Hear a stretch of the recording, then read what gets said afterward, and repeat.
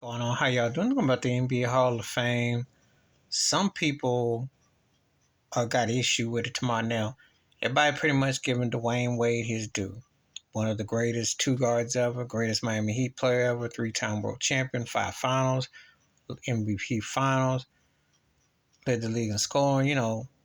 He's one of the greatest players ever. And in some cases, underrated. Because I think his personal life and people's views on his choices is then kind of blurred how great this cat truly was.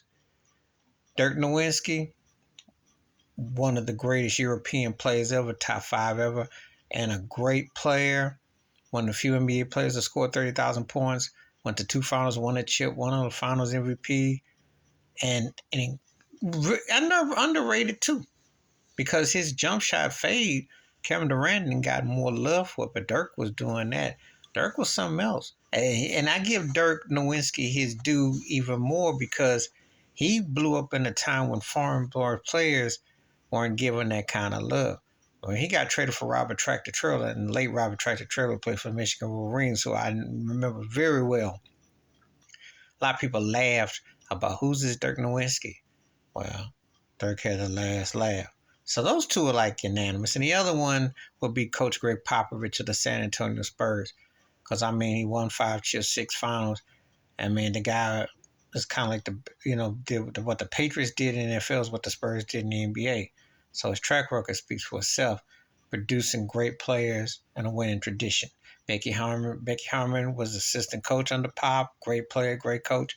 So I understand that. Now we get to the two guys who are getting some kind of pushback. Paul Gasol, who won a couple rings with the Lakers, and the late Kobe Bryant with Phil Jackson as the coach, 3 straight finals. Some people question Paul. Paul, really good, very good player. Hall of Famer, depends on how you look at it. It's borderline. Just being honest. Like this game, Hall of Famer, he got his number to retire by the Lakers. Yeah, we'll see. Tony Parker, San Antonio Spurs, 4 rings with the Spurs, including a Finals MVP. I remember the 2007 in the Finals with nobody remembers. Because ask yourself this: were you watching that Finals with San Antonio versus Cleveland, or were you watching the last episode of Sopranos when the screen went black? Because in both cases, it was a blank. It was a blank. But some people have issue with Tony Parker being there. Some people do. Now, only thing I'm going to address with this is simple. I don't know how anybody can have a problem with the NBA Hall of Fame because everybody gets in. They've had some players that are considered pretty good, really good. It ain't always who's the greatest. When they pick up who's the 25 greatest players or something like that, that's one thing. But more often than not, they don't have, when you get into the Hall of Fame, they let everybody in. So really, what's their criteria? What's baseball's criteria? What's the NFL's criteria? Really, what is the Hall of Fame about now anyway? So what are they basing it on? And why some people have an issue with certain players and whatnot? Now, you want me to be honest with you?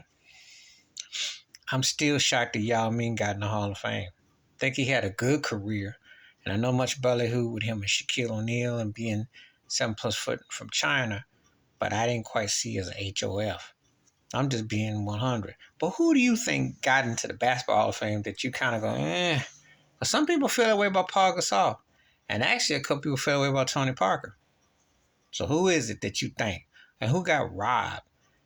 I'm one of those people, I was upset they made Adrian Dantley. Took forever to get him in. Please hit like, subscribe, welcome thoughts, comments. And I do respond. Thank you. Wash your hands. Keep in mind. Watch out for another shit if you like it. I'm out. Peace.